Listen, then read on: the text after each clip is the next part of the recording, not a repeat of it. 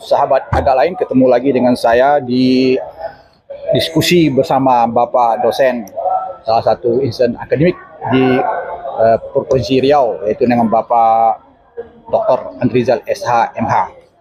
Pada kali ini kita akan berdiskusi 1 menit ke depan tentang peraturan Wali Kota Pekanbaru nomor 48 tahun 2025 tentang pemilihan RT yang lagi hangat-hangat sekarang. Ya, semoga kita tetap adem-adem aja. Baik, terima kasih Pak. Ini kita coba berdiskusi tentang adanya pro dan kontra terkait lahirnya peraturan Wali Kota Pekanbaru ini tentang pemilihan RT, sehingga sampai juga ke lembaga wakil rakyat DPRD Kota Pekanbaru. Bagaimana tanggapan Bapak terhadap pro dan kontra ini, Perwako 48 tahun 2025 ini? Terima kasih. Pro, kontra, berseberangan atau bersepakat adalah sesuatu yang biasa saja di dalam demokrasi. Yang jelas, Pak Wali Kota kita ini, kalau menurut saya adalah orang yang cerdas, brilian, dan pandai melihat situasi.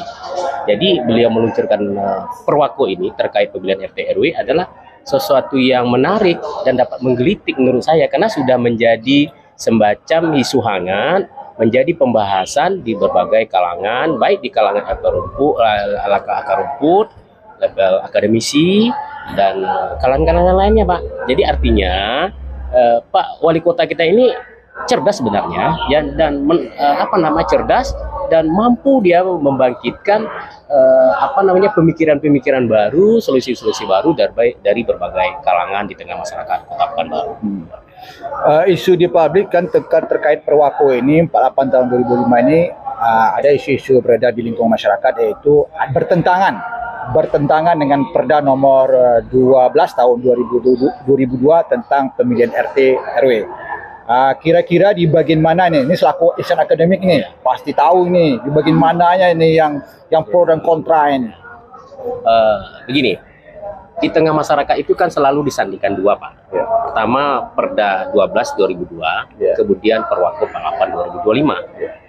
Saya tak bisa pula terlalu lama menguraikan pasal-pasalnya di sini, tapi yang jelas di Perda itu lebih mengarahkan pemilihannya secara langsung. Ya, kemudian di Perwako mengarahkan penekanannya kepada perwakilan. Itu pertama. Yang kedua itu terkait dengan adanya uji kompetensi, assessment. Assessment ini kan biasanya dilakukan untuk pejabat-pejabat publik yang menerima berbagai fasilitas. Apakah nanti kalau calon RT RW ini di assessment lolos, apakah menerima fasilitas yang sama dengan yang lain? Karena mereka ini ujung tombak pelayanan publik loh, Pak. Jadi kadang-kadang masa bekerja mereka itu 24 jam. Level bawah ya? Level bawah ini, terbawah.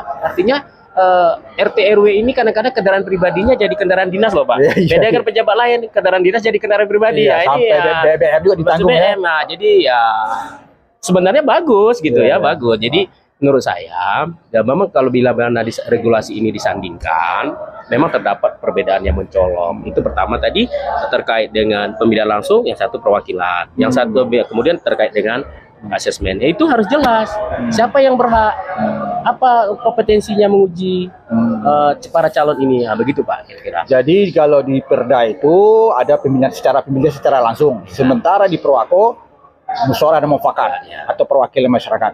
Karena itu agak berbeda, kontra sedikit ya. Agak kontra ya. Nah, berikutnya ada uji kepatutan dan kelayakan. Ini udah masuk pada kelas level birokrasi. Kira-kira begitu. Istilah kerennya. Iya. Terus Pak, kira-kira saran Bapak ke pemerintah Kota Pekanbaru terkait Perwako 48 ini bagaimana, Pak?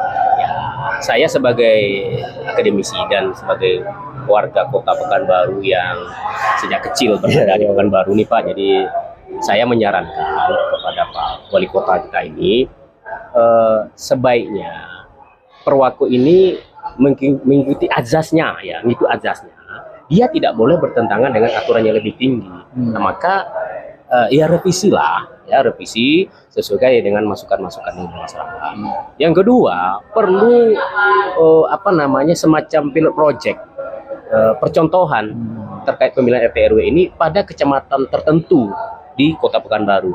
Dari hasil pemilihan itu nanti kita bisa melihat di mana titik lemahnya, dan itu yang harus direvisi. Artinya nanti ke depan untuk RT RW di kecamatan lain hasilnya bisa lebih dapat diterima oleh berbagai kalangan masyarakat. Walaupun di alam demokrasi tidak memungkinkan semua kalangan terpenuhi keinginannya.